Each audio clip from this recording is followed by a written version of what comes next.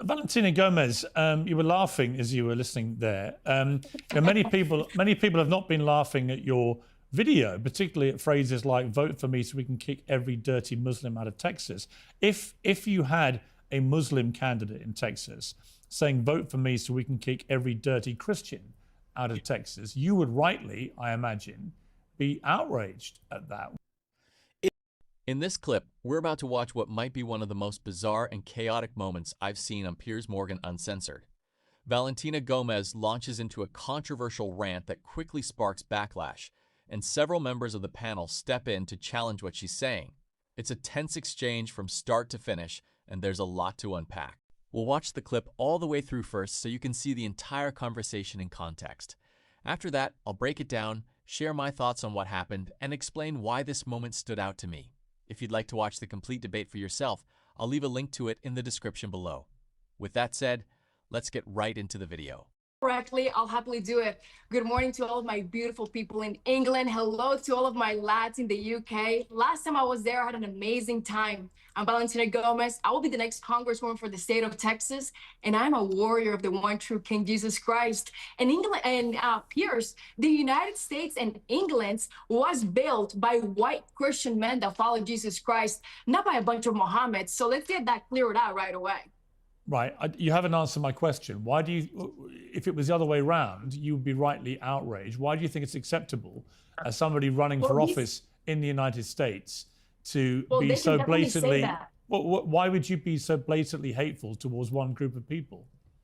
You call it hateful and bigotry and racist and all of that garbage. I call it the truth. America is a Christian nation. These Muslims come to Christian nations, burn our churches, rape our women, shoot our American soldiers point blank, killing one of them in broad daylight, then chanting Allahu Akbar. Piers, my brother is a National Guardsman. He literally puts himself on the line for this nation. So yes, these dirty Muslims have no place in America and have no place in England. But as you speak, you see, I'm just seeing a brazen Islamophobe. And people say that phrase doesn't exist. It doesn't. And I'm sure you find it funny, but I think you can make perfectly pertinent points about what's happened here without descending into such vile hatred towards an entire religion. And there are 5 million Muslims in the United States. Why would you want to categorize them in such a grotesque manner? Oh, and those 5 million Muslims should definitely go back to their 56 Muslim nations. And let's get something very clear right now in your little show, Piers. I don't fear the groomers. I don't fear the pedophiles. I don't fear the corrupt politicians. And I definitely do not fear the dirty Muslims. Let me bring in... Can I jump in here real quick? Yeah, you can, yeah. No. I mean, we should be clear about the fact. I mean, sure, Valentina is just a bigot, plain and simple, engages in the worst kinds of bigotry imaginable. But it's worth noting that she's fundamentally un-American because the American Constitution says that you cannot discriminate against people based on religion. That is pretty clear. And so she's engaging in an anti-American campaign in the name of protecting America, which is just irony beyond imagination. So yes, she's a charlatan. She doesn't know what she's talking about. You can tell by looking at her that her IQ hovers around room temperature. To me, the real scandal is not engaging with her directly because she's beneath taking seriously.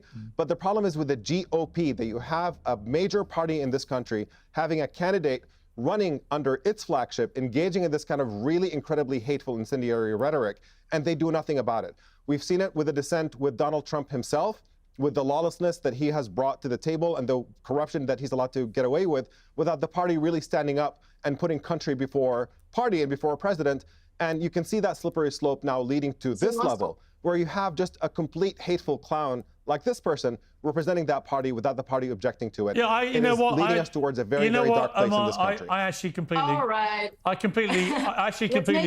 completely agree with you. There are perfectly legitimate... No, Piers. And to well, I actually do agree with him. I think your brazen bigotry is obvious. Let's make something very clear, Piers. Yeah. I only discriminate against terrorists. These terrorists have no place in America. They have no place in the world. And the best type of terrorist is a dead terrorist. And let's look at your Quran. Your Quran 8:12 states to terrorize and behead those who believe in scriptures other than the Quran. And that Afghani, that dirty Muslim that killed Sarah Beckstrom. It doesn't actually say that, and this is the problem. And Andrew Wolf, who is all right, let me bring in Kasim Yeah, Rashid. Welcome to Uncensored. If you'd like to say what you want to say. Yeah, I co-sign everything Omar said there. And I think fundamentally, this is where we are as a country, where rather than talking about real serious issues, we have these firebrands.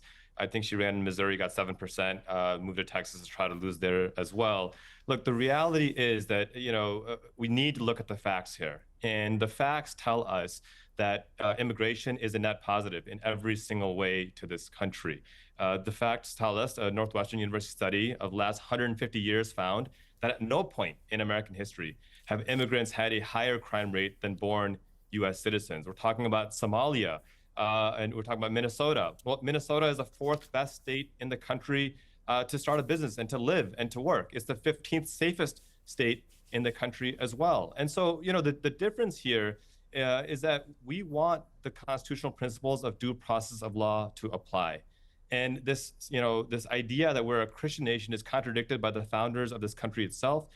We are actually a secular democratic republic where people can believe or not believe as they wish without oppression. And I think it's critically important that whatever our, political differences, we stand united on this basic principle that human dignity, human rights, religious freedom must be protected, even for those with whom I disagree, because at the end of the day, that's what the First Amendment requires. That's what the Constitution requires. If we lose that principle, then we deteriorate into fascism and anarchy, and I don't think anybody wants that.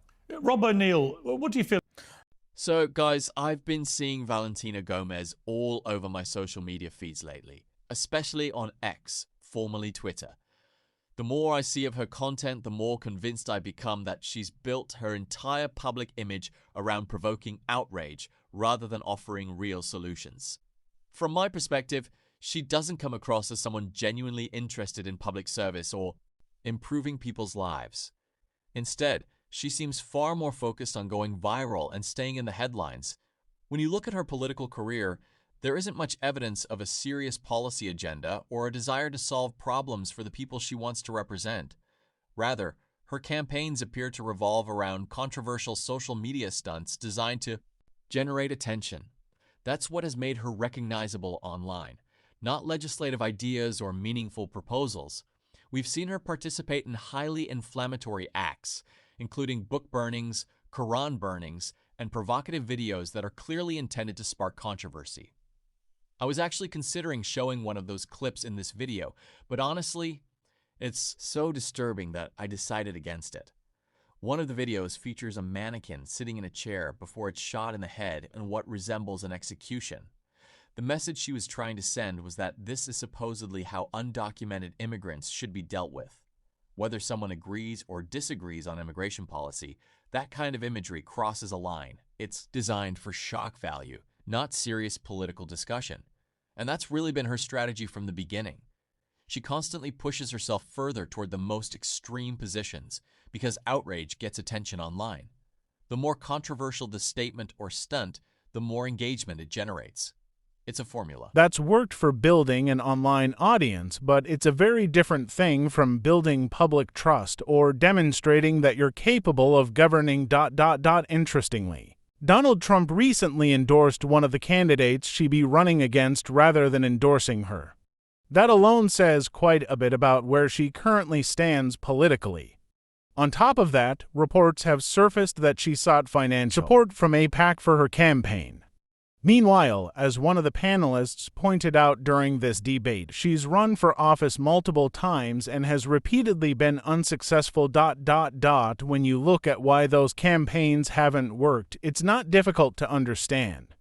She has repeatedly made statements that many people view as openly homophobic, including slogans like "Don't be weak and gay." She's also built her profile around anti-Muslim demonstrations, Quran burnings, disrupting Muslim events, and declaring that Islam has no place in Texas. Those actions don't project the image of someone trying to unite a constituency. They project the image of someone constantly looking for the next viral controversy. The reality is that elected officials are supposed to represent everyone in their district, including people who may disagree with them politically. Leadership requires building coalitions, negotiating with others, and finding practical solutions to difficult problems. That's very different from producing social media content designed to maximize clicks and controversy. To me, Valentina Gomez comes across much more as an internet personality than a serious public servant. Her brand is built around provocation instead of governance. I don't see someone presenting thoughtful policy ideas or demonstrating legislative experience. I see someone whose political identity revolves around performance, outrage, and online engagement. In the end, I think that's one of the biggest reasons she's struggled to win elections. Going viral on social media doesn't automatically translate into earning the confidence of voters. People generally want representatives who can deliver results, work with others, and improve their communities, not just dominate the news cycle for another controversial stunt. There are several more moments in an interview that I want to cover because this debate had plenty of exchanges worth discussing. So stay tuned for those videos as well. As always, let me know what you thought about this clip in the comments below. Do you agree with the panel's response, or did you see the debate differently? I'd love to hear your perspective. And if you enjoyed the video, please hit the subscribe button, give this video a thumbs up, and share.